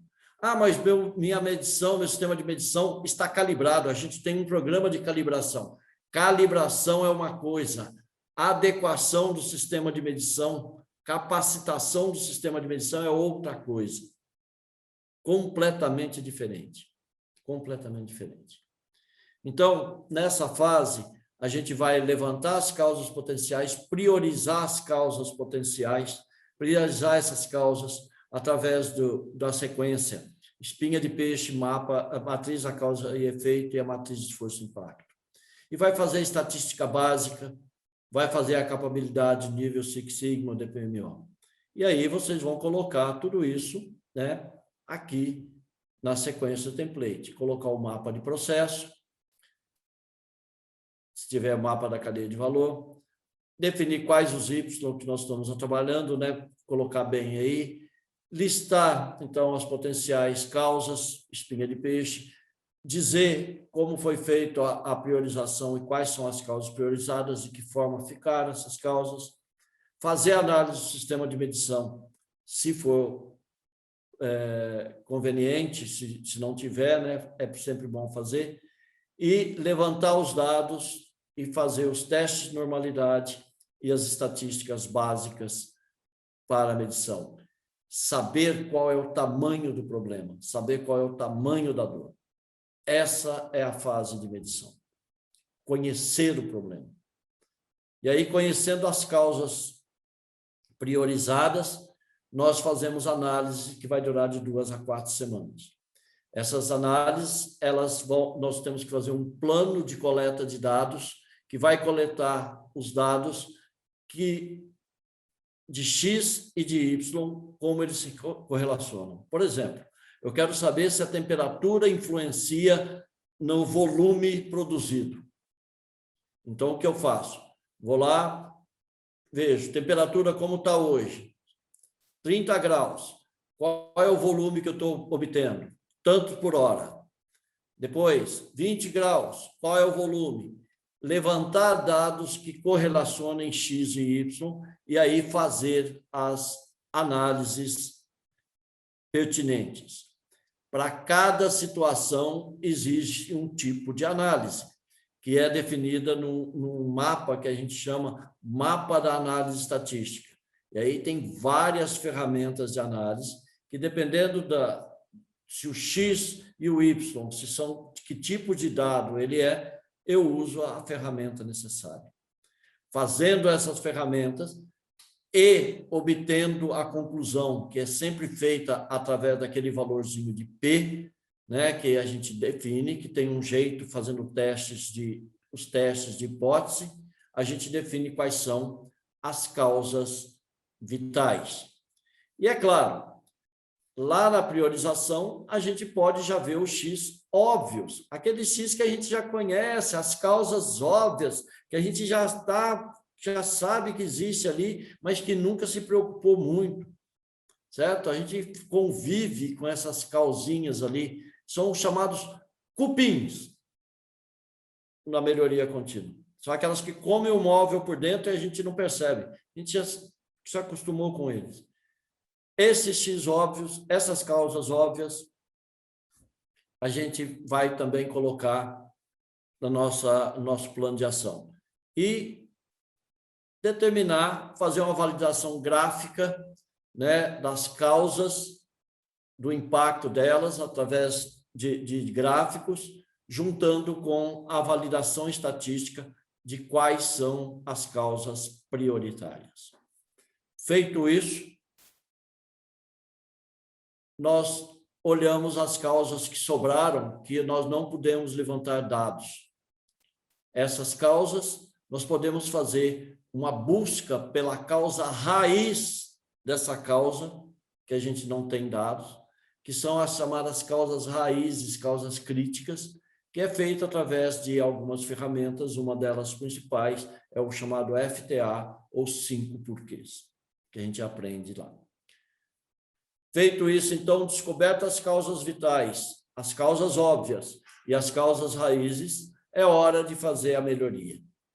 É hora de montar um plano de ação e a gente tem de 1 a 2 meses para fazer essa fase de melhoria, que é montar o plano de ação rapidamente, executar essas ações, certo, pessoal? E verificar como está a nova situação. Então, a gente faz um plano de ação alinhado às causas. O plano de ação, as ações têm que ser feitas nas causas, e o plano de ação mais utilizado é feito no estilo 5W2H, certo? Feito o plano de ação, nós podemos usar outras ferramentas para melhorar, que a gente vê no treinamento, 5S, TPM, o chamado setup rápido, e coisas assim que a gente pode fazer, utilizar para melhoria. Depois de executado o plano de ação, a gente, então, vai levantar os dados da nova situação, coletar os dados com o mesmo KPI, do mesmo jeito, o mesmo indicador, e vai fazer a nova avaliação da taxa de falhas e do nível sigma. E é nessa hora também que a gente vai olhar se a gente vai fazer um novo mapa do processo ou se vai continuar com aquele mapa inicial. Verifica os resultados, já vê se alcançou o benefício previsto, né, versus aquilo que foi prometido, e valida com as finanças. Feito isso, nós temos agora que sustentar essas mudanças. Sustentar essas mudanças. Então, nós vamos ter de 2 a 4 semanas para estabelecer os controles nas melhorias, nas causas, para sustentar as nossas melhorias ao longo do tempo. Então, a fase de controle, que é de 2 a 4 semanas, é para a gente montar um plano de controle nas causas para sustentar as melhorias e estabelecer esses controles. Padronizar as melhorias e treinar as pessoas. E aí, finalizar, então, o nosso projeto. O plano de controle geralmente traz como controle nas causas o chamado controle estatístico de processo, que é feito nas causas, não na saída do processo, não no resultado. É feito nas causas. Estabelecido esse plano de controle, nós temos, então, a verificação final dos ganhos, certo? Para onde a gente pode estender aquilo que foi feito, a melhoria que foi feita, as lições aprendidas que a gente teve no projeto e a finalização do projeto. Ok, pessoal? É assim que a gente faz. Durante o tempo, fui dando algumas dicas para vocês, né? E aí, certo? Extrapolei o tempo, porque eu gosto de contar história, adoro contar história. Então... Fernando sabe. Fernando, seu microfone está mudo, o Fernando está falando, ele está mudo, Fernando. Eu falei um monte de coisa aqui, mas assim, eu vi que o Rama se empolgou, porque pense que dicas, para quem já é belt, eu sei que o público aqui está bem mesclado, a gente tem white belt, green belt, yellow belt, tem black belt, tem master black belt, mas assim, né, mesmo para quem é belt, já experiente, mas dicas assim fantásticas. E tem gente aqui, Rama, aqui no grupo, que ainda não é belt, escreveu lá no formulário de inscrição, tenho vontade de ser. Provavelmente, eu espero assim que a grande maioria vai estar com vontade de fazer o curso de belt. Eu quero ser belt também. Alguns podem falar, não, eu não quero isso para minha vida nunca, que coisa complicada, que isso, né? Mas pense que dicas fantásticas. Eu tinha reservado aqui uns minutinhos para a gente fazer algumas perguntas para você, mas a pergunta que eu marquei aqui para fazer, você respondeu ela logo no primeiro slide, então não vou ser redundante e lhe perguntar, né?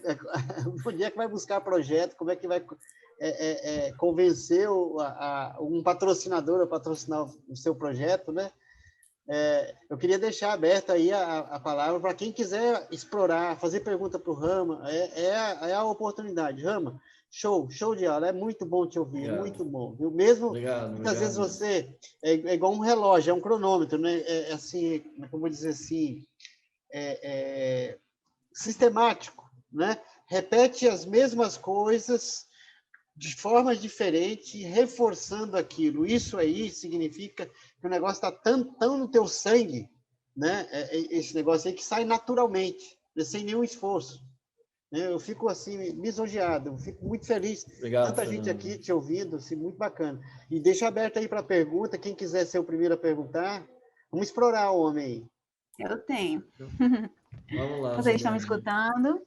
Sim. Olá, boa noite, pessoal. Boa noite. Realmente, eu estou começando, né, um projeto Green Belt na minha atual empresa, que é uma empresa que fabrica pás eólicas. Eu não sei se vocês conhecem muito o processo da pá eólica, mas é bem artesanal. Qual é o problema, né? Eu vou ter razão e a dúvida na questão de medida, mas Juliane, e aí, oi. Está cortando muito, está picando a sua voz. Deixa eu tentar entrar. Sim, agora melhorou. Agora bem. Melhorou? Sim. Pronto. Certo. Está escutando? Sim, pode falar. Pronto. Enfim, basicamente, a gente estava tendo muitos problemas, eu fiquei muito com as palavras, né? Que a gente estava tendo muito problema de qualidade, que algum defeito surgiu em um processo específico do processo da PA, né? E aí a gente fez toda a definição do projeto, a gente queria melhorar realmente o indicador de qualidade e, consequentemente, melhorar, diminuir o número de reparos, mão de obra ia ficar mais, né, direcionada para os locais certos, enfim, então algumas melhorias, diminuição de custos. E aí, o que aconteceu? Fez toda a definição do projeto, e aí a gente fez todo o estical, a gente fez todas as levantamento das causas, e deu mais ou menos umas 38 possíveis causas, certo? Quando a gente fez com toda a equipe, pessoas realmente especializadas estavam ali no processo o tempo inteiro. E aí, por exemplo, eu estou com as dúvidas em relação à forma de medição. Eu já fiz a priorização das causas, e, por exemplo, surgiu algumas questões relacionadas à temperatura. Por exemplo, temperatura fina, temperatura do molde, temperatura ambiente. Essas três podem estar influenciando no defeito final. Mas como é que eu vou ver se correlacionar as três junto com o defeito, entendeu?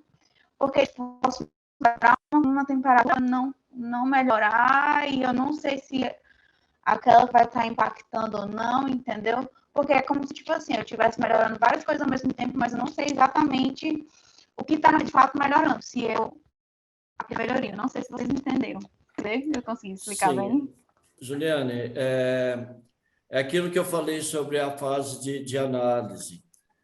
Tem que se tomar o cuidado de fazer um plano de coleta de dados correlacionando a causa ao problema, né, ao resultado. E depois fazer a análise para ver o quanto cada causa, por exemplo, qual temperatura influencia mais e qual deve ser controlada. São as causas principais de maior impacto que você vai atuar. Eu analiso em todas. Então, pois é, então, tipo assim, por exemplo, eu tenho 3 passos. Aí, em uma pá, eu analiso a temperatura do molde e vejo como ela correlaciona com o indicador. Depois, na outra pá, eu pego a temperatura da resina e tem que ser diferente, né? Tem que ser diferente. Tem que ser análise para cada situação. Tem que ser análise para cada situação. Você não pode generalizar. Isso, em estatística, é um problema muito sério. Você fazer uma análise numa determinada situação e extrapolar, quer dizer, você falar, então, já que vai para aqui, vai dar certo ali, certo? Ou se aumentar, vai dar certo. Eu tenho um caso muito interessante, que é de fazer moldes, né, para fundição, e que tem que ter os componentes lá da areia, né, para fazer a moldagem. E aí eles fizeram uma avaliação e viram que os componentes para moldar, para areia de moldar, quanto mais eles punham, melhorava a moldagem. Então, o que eles começaram a fazer? Enfiar componente na areia para moldar. Começou a perder a moldabilidade e ficar muito caro. Por quê? Porque eles estudaram só uma faixa de moldabilidade e extrapolaram, falaram, bom, a gente pode enfiar à vontade aqui, e não deu certo. Então, as coisas têm que ser resolvidas e concluídas na situação, Juliana. Você não pode fazer num lugar e levar para o outro como se fosse a mesma coisa. Cada lugar tem a sua particularidade e tem que ser estudado. Pois é, eu entendo, mas, por exemplo, eu vou ter que medir várias coisas, né? Em uma fase, porque assim, vamos supor, 3 passos. E aí eu vou coletar várias causas. Vamos supor, temperatura, sei lá, umidade de um dos materiais. Eu vou ter que coletar tudo isso, né? Isso na dimensão, por exemplo, os parâmetros propostos pelo POP. Então, vai ter que colocar essa umidade em vários níveis e ver qual é o resultado. E aí depois verificar se ela influencia e de que forma ela influencia. Tem que fazer o estudo de tudo isso. Outra questão, só para aproveitar. Por exemplo, tem uma parte lá do POP, vamos dizer, né? Que tem um material que, se juntar com outro, ele deixa o processo não conforme. E pode tirar efeito, certo? E aí no POP não fala sobre isso. Vou dar um exemplo. Mas se a gente perceber no momento do processo, ele é um potencial risco para acontecer desse na eleição. Alô? Alô, tá escutando? Pronto? Tá picando demais. Alô? Perdão. Tá escutando? Alô? Agora sim. Pronto. Vamos supor que tem algum processo que ele influencia, certo? Se não for seguido de certa forma, ele vai influenciar no efeito. Quando eu coloco antes Juliane, tenta falar um pouco mais devagar, porque quando você acelera a fala, começa a picar. Pode falar devagar. Pode falar. Tá bom. Vamos aprender a respirar. Pode ser também no momento do microfone que ela segura. Deixa eu ver. Solta o microfone, deixa tranquilo, não precisa pôr perto do sua boca, fica tranquilo. Pode falar. Juliane?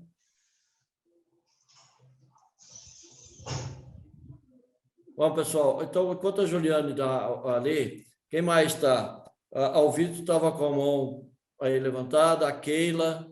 Boa noite, professor. Boa noite. Tudo bom? Uma coisa que me chamou a atenção aí numa das suas falas é que o projeto Belt, necessariamente, ele não vai gastar dinheiro, né? Seria a palavra. Eu estou com um projeto Yellow Belt lá e praticamente eu estou quase parando, porque como eu vou ter que gastar um pouco de recurso, estamos em uma contenção de despesa e a empresa ela não vai fazer esse investimento agora, mesmo sabendo que com esse investimento e o projeto sendo aplicado da maneira corretamente, eu vou estar reduzindo anualmente em torno de R$120 mil. E o meu gasto seria aproximadamente R$10 mil. Aí eu queria mais ou menos qual seria esse segredo de ter um projeto e não se gastar. Geralmente não é o segredo, né? Geralmente os processos estão ruins, o resultado não são bons, porque quando o processo é criado inicialmente, ele é criado para atender à especificação, ok? Então, se ele não está atendendo mais, é que ele perdeu a condição inicial.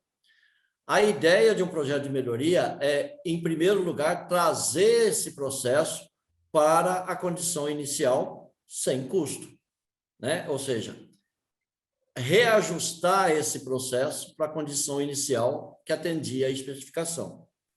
Então, é essa a ideia. Mas é claro que tem alguns processos que já estão deteriorados a ponto de você não ter jeito de trazê-lo de volta sem gastar alguma coisa, certo? Nesse seu caso aí, se você me apresenta esse projeto e fala, eu vou gastar 10 mil uma vez só, sim, e vou ter um retorno de 120 mil no ano, aprova na hora. É aquilo que eu falei. Tem algumas causas que tem um esforço maior para você trabalhar, né? Então, você pode ter que gastar, levar tempo, teve dificuldade técnica para acertar a causa, mas pode ter um retorno. Então, vale a pena isso. A ideia inicial, Vitor, é não gastar, mas se tiver que gastar, verificar o retorno que ela dá. E é claro que vai. A empresa, se você falar assim para a pessoa, cara, você vai gastar 10 mil uma vez, certo? E tem 120 mil de retorno por ano para sempre. 120 mil de retorno por ano significa 10 mil por mês. Em um mês você paga o seu investimento. Eu acho que não tem empresa que não aceite isso. Não sei, mas lá eu fui meio que barrado. Não. Eu vou ter aula agora no sábado com a nossa tutora Isadora, estou no Greenbelt, E eu acho que eu vou ter que transferir esse projeto para o Greenbelt para ver se eu consigo ter mais argumentos para que eu consiga implantar, de fato. Não, vai lá, ó, faz o seguinte, vocês têm a área financeira? Você tem Temos, área sim. financeira? Vai lá e fala para o cara calcular o ROI, que é o retorno sobre investimento. E você apresenta isso para a empresa. Certo? Fala, ó, eu vou investir 10 e vou ter esse retorno aqui. Qualquer administrador de empresa conhece isso. É a maneira de você convencê-los que você precisa gastar. Tá bom, obrigado, professor. Keila? Oi, Rama. É só uma dúvida, porque assim, durante todo o projeto a gente tem 1 hora para tirar dúvidas com você, não é isso? Sim. Só que eu fico me perguntando assim, porque dúvidas vão surgir a todo momento. Você tem a sugestão de que etapa eu utilizo esse tempo para tirar dúvidas? Se é na etapa definir ou é etapa de análise? Não, é só nas etapas mais assim que você tem mais dificuldade. Mas isso não quer dizer que você não possa mandar o seu projeto em determinadas situações e falar, olha, fiz a parte de definição. Certo. Tá? Manda, a gente dá uma olhada no projeto, fala, ó, conserta aqui, conserta ali e tudo mais, e manda de volta para você. Aí você entra na fase de definição, a mesma coisa. Olha, fiz a espinha de peixe, a priorização. É isso aqui mesmo? Você pode fazer isso. Não há problema nenhum. E aí, em alguns momentos, né, o Fernando aqui vai falar, a gente vai marcar esse dia aqui, você chega aqui e fala, olha, fiz até aqui. Como é que é? Tá certo? Tá? A gente vai estar aqui. Eu, Isadora, Túlio. Tá certo. Keila, deixa eu completar. O Ramos já respondeu, mas assim, a gente está com a ideia de fazer um encontro todo mês do Rama, por exemplo, ficar disponível na sala, esperando que quem tem dúvida para entrar e tirar a dúvida, vai ficar só por conta disso. Então, você, por exemplo, entra na sala e troca uma ideia, ou com o Rama, ou com a Isadora, ou com tudo, quem tiver disponível lá para tirar a dúvida, tirar aquele estalo que você está... Ótimo, bacana, muito bacana, obrigada. Então, assim, todo mês, Keila, vai ter isso. Eu fico aqui, por exemplo, das 7 às 9h30. Eu estou aqui. Você entra na sala e fala, Rama, tem isso aqui. Se eu estiver com outra pessoa, você só aguarda um pouquinho, que aí eu já falo, assim, 5 minutinhos. Ok? Tá bom. Quem mais que levantou a mão? Rafael Romário, só um ponto aqui. Rafael Romário, esse é nome de craque, hein? Verdade. E nasceu em 98 também, viu? O ano que o baixinho estourou, né? Praticamente. Exatamente. Foi em homenagem. Bom, você tocou numa ferramenta importantíssima agora, que é o diagrama de Ishikawa, mais conhecido como espinha de peixe, que eu acho que essa ferramenta resolveria o problema da nossa amiga aí, que teve um problema no áudio agora. Que essa ferramenta para você descobrir a causa raiz do que gera o efeito é uma ferramenta fantástica para qualquer projeto, né? Aí é que está, Rafael Romário. Você prefere Romário, né, para nome de craque? Vamos lá, Rafael. Seguinte, o Ishikawa, ele não é para descobrir as causas principais. Ele é para levantar as possíveis causas. As causas priorizadas, principais, elas vêm através do que a gente chama de efeito funil, que é a aplicação de algumas outras ferramentas. Então, o Ishikawa, você levanta todas as potenciais, todas as causas possíveis, baseada nos fatores, nos 6 fatores, os 6 M's que formam um processo. Levantar todas essas causas possíveis do Ishikawa, aí você entra na matriz causa e efeito, na matriz esforço e impacto, para priorizar as causas. O que é priorizar as causas? É entender o que é que você vai fazer com cada causa daquela. Algumas vão ter ações já de vereagir que você pode fazer, outras vão ter que ser estudadas para ver se elas são, como elas se comportam no processo. Então, a matriz de causa e efeito, a matriz de Ishikawa ou a espinha de peixe, ela é o início dessa avaliação das causas. Ela não é a avaliação das causas para dizer qual causa é a principal, certo? Foi isso que eu falei lá no começo, que é uma das armadilhas do projeto, as pessoas se reunirem e levantar as causas e ficar só com aquelas causas que eles acham que são as causas do problema. E aí jogar só essas na espinha de peixe. Não é. A espinha de peixe é para levantar todas, é para viajar na maionese, como dizia antigamente. Certo? Todas Legal. as causas possíveis. Certo, Romário? Eu, particularmente falando, eu sou fã dessa ferramenta, porque geralmente eu utilizo assim. Eu faço um brainstorm, onde a gente tem aquela união de ideias, né? Todo mundo joga as opiniões. E depois eu faço um funil justamente com a própria Ishikawa, onde a gente pega as potenciais causas. Então, mas aí, Romário, é só a dica que o Rama te deu aí, você vai matadora. E você agora tem um segundo funil, que é usar a matriz de causa e efeito e esforço e impacto. Certo, que são as outras ferramentas. Na verdade, é um terceiro funil, né? Você usou o brainstorm perfeito ali e tal, arrumou as ideias ali dentro dos 6 M's, né, tradicional, aí depois você vai pegar aquilo lá e jogar para um outro funil um pouquinho mais qualitativo, mas que tem algumas coisas para você quantificar, para você priorizar essas causas ali usando a matriz causa e efeito. Não é isso, Rafa? E vai finalizar aí quantificado mesmo, com análise estatística, na análise para determinar quais são as causas críticas, as causas principais, aquelas que, se você dominar, se você controlar, você controla o resultado, você garante o resultado. Geralmente, essas aí não são mais que 20% de todas as causas que você levantou, né, Ramon? Olha, geralmente, num brainstorm, numa espinha de peixe, você levanta no mínimo de 15 a 20 causas. Hoje de manhã eu vi um camarada com 58 causas, certo? E aí depois, quando ele fez a priorização, aquelas que era para estudar, ficaram só 12 causas. Aí dessas 12 causas, ele olhou e falou, olha, tem algumas que eu não tenho dados, então eu vou fazer lá os 5 porquês, né? Vou buscar a causa raiz. E acho que foram 6 ou 7 que ele falou, essas aqui eu quero estudar para ver quais são as críticas, certo? E dessas, 4 eram causas críticas. Ele fez o plano de ação nessas 4, Romário. Legal. E ele tinha a missão de reduzir 50% de defeito. Ele reduziu 72%. Isso é um ponto importantíssimo, né? Porque às vezes a gente vê um problema, né? Aí a gente está ali vendo o efeito do problema, né?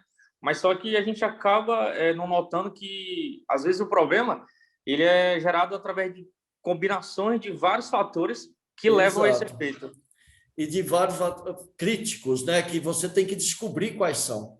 Exatamente. E outra coisa, o rapaz, ele já está sendo olhado de lado na empresa. O que é de lado? Ele está quebrando o paradigma, porque uma das causas críticas era uma coisa que era assim, o que eles chamam de vaca sagrada do processo. Ninguém podia mexer. E ele descobriu que tinha que mexer exatamente naquela causa, com análise. Entendeu? Então, assim, a gente tem que trabalhar realmente respirando e devagar com essas causas. Exatamente. Quem mais, pessoal? Keila, de novo? Quer falar? Eu de novo. Não, só complementando, é porque hoje eu até usei o Ishikawa e a matriz de causa e efeito, depois a matriz de esforço e impacto, para identificar as possíveis causas de um problema que a gente estava tendo e que a empresa queria que a gente utilizasse só os 5 porquês, só que a gente não estava, meio que a gente estava indo por um caminho e não estava identificando realmente quais eram as causas. Só que aí a gente chegou só na matriz de esforço e impacto. Aí foi falado novamente que deveria, depois da matriz de esforço e impacto, utilizar os 5 porquês. Mas agora que você falou, então eu só vou utilizar os 5 porquês caso eu não tenha dados suficiente para utilizar as ferramentas. Fazer análise, exatamente. ou que a causa, como você não tem dados e a causa está muito grande, como eu falei no nosso treinamento, que vamos voltar, por exemplo, fala assim, quais as causas do café amargo? Aí alguém fala, é pó. Então, quando eu chego lá e priorizo que pó realmente é uma causa prioritária, mas você vê, eu não tenho ação sobre o pó em si. Então, o que eu faço? Eu pergunto, por que o pó amarga o café? Ah, porque eu ponho uma quantidade alta. Opa, então é a quantidade do pó que pode... O que eu tenho que fazer? Controlar o pó. Você entendeu? Eu entro com esse porquê. Tipo, levantar causas secundárias, né? Sim, são o que a gente chama de causas raiz. É sair da copa da árvore, descer pelos galhos e chegar nas raízes. Certo. Encontrou a raiz que mata a árvore, você dá a pancada ali, corta a raiz, joga o veneno, matou a árvore inteira. Ok. É isso. Muito bom. Tinha mais alguém que tinha levantado a mão aí, agora não lembro mais quem tinha foi. começado a falar. Eu. E aí, Ramo? Francisco Prado, cara, tudo bem com você? Tudo bom, cara. Bom. Você pode falar um pouquinho aí da capacidade, da aplicabilidade dos instrumentos de medição? Tu deu um comentário. Então, o problema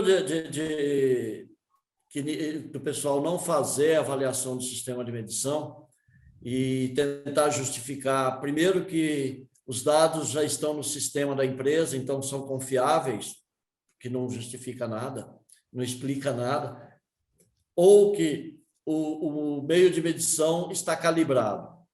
Calibragem, ela é feita por média, tá? Então, ele mede lá 10 peças, faz 10 medições, e aí ele faz a média e vê se essa média está de acordo com o padrão. Se não tiver, então ele calibra o instrumento para ajustar, ele ajusta o instrumento para acertar na medida padrão, certo? Isso é calibração.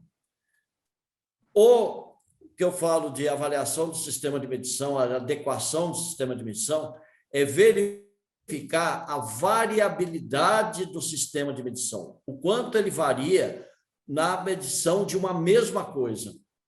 Então, você vai medir um comprimento, o mesmo comprimento, várias vezes.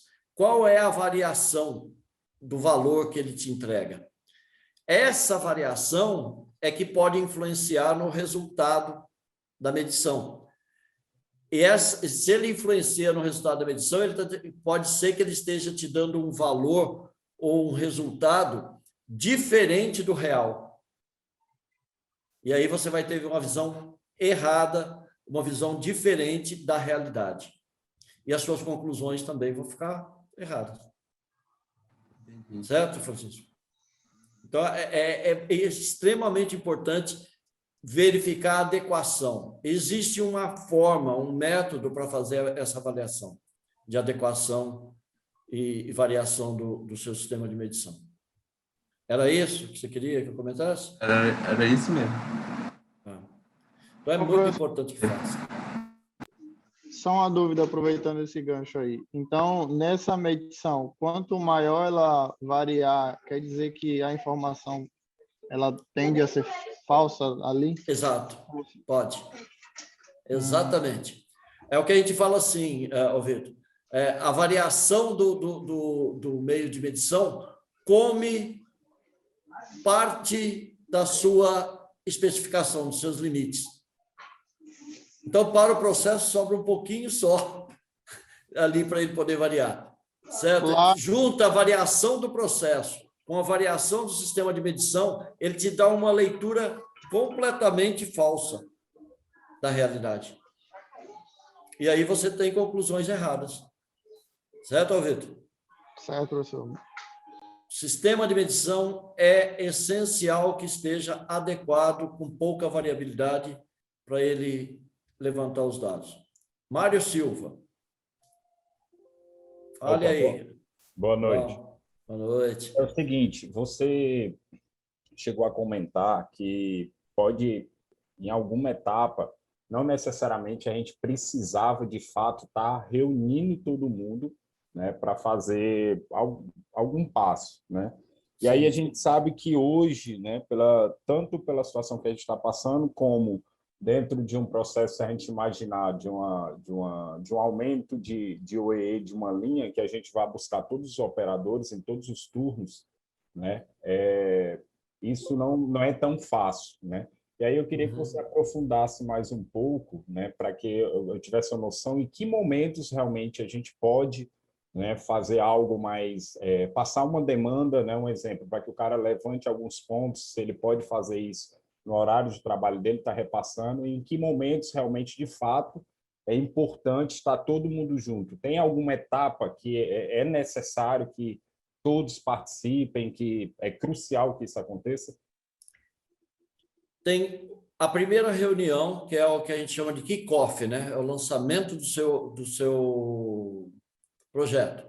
É a primeira reunião que é feita logo no início da fase de medição, depois da fase de definição. Essa aí seria uma oportunidade de você reunir todos, virtualmente ou não. Não há necessidade de ser numa mesma sala, né? Pode ser virtual, como nós estamos fazendo aqui. Mas que todos estejam reunidos. Mas que seja uma coisa rápida, que não passe de meia hora para você explicar e tal, dar as responsabilidades. É isso aí, só. Essa reunião é interessante e é importante que todos estejam juntos, virtualmente ou presencialmente. Mas, se der para fazer virtualmente, melhor. Agora, todas as outras, não precisa. Só vejo uma lá no final, que você tem que fazer o que a gente chama de entrega formal das melhorias e do controle para os donos do processo, né? Para o pessoal que trabalha na linha de frente. E que também pode ser uma reunião de, no máximo, meia hora, com todos juntos. Mas, no decorrer do projeto, nenhum outro lugar eu vejo que há necessidade de reunir pessoas, de maneira alguma. Você pode levar a questão para a pessoa, para o lugar de trabalho dela, deixar ela responder, e aí enviar para você, ou você pegar, consolidar, levar para ela e falar, olha, pega aí um momento e valida isso para mim, e você pegar isso e continuar. Não vejo necessidade de fazer reuniões. Certo? Eu tive uma experiência muito legal disso no início de 2019, antes da pandemia, numa usina, em que o pessoal reclamava de que não podia juntar todo o pessoal, porque eles trabalham em turno, e 24 horas por dia, todos os dias do mês, todos os dias do ano, certo? Aí eu cheguei lá e falei, vamos lá, eu vou fazer para vocês verem. E foi incrível que o gerente depois falou assim, cara, nós nunca tivemos tanta informação do processo como nós tivemos agora. Eu falei, mas é claro, vocês traziam o cara para uma sala de reunião. O cara já fica naquela dele, assim, que eu sou operador e estou aqui para ser chicoteado. E pede para ele falar, olha, o que você está vendo de errado lá? Ele fala, o quê? Eu não vou falar nada. Agora, quando nós entregamos o papelzinho para ele e falou, escreve tudo aí, não precisa se identificar, cara. Você não precisa se identificar. Escreva tudo aí. Teve camarada lá que entregou 6 folhas, 12 páginas, escrito o tempo todo, mas deu informação que os caras nunca sabiam que existia. Entendeu, mano? É muito mais fácil você trabalhar assim do que ficar tentando reunir aquele negócio do constrangimento, principalmente se da sala, por exemplo, o patrocinador ou um chefe resolve participar. O cara vai se calar mesmo. Então, cara, é você com eles que fazer esse trabalho. Isso aí é como diz, é lá no Gemba, né? Lá no chão de fábrica, lá na... Vá ao Gemba. Assim, né? Com o mecânico, com o técnico, com o analista, com o operador, especialmente com o operador, quando a gente fala assim, quem está fazendo, né? Ele sabe tudo ali. É só perguntar para ele. Ele pode não dizer com as palavras corretas, mas ele dá o caminho. É isso aí. Legal, pessoal. Essa Legal, Dora está ali tristinha. Ela está para ir embora, que ela não está na casa dela. Paz, Arthur, fique tranquilo. Vai viajar ainda. Eu tô indo, então. Até mais. Então, vá. Até mais. Obrigado. Muito obrigado. Gente, olha, eu queria Eu agradecer agradeço, foi a ótimo. Ó, especial, viu? Pena que o tempo, daqui a pouco vai chegar à meia-noite e a sala está cheia ainda. Queria agradecer muito quem está Ótimo, que ótimo. aí, eu fico muito feliz. Obrigado mesmo.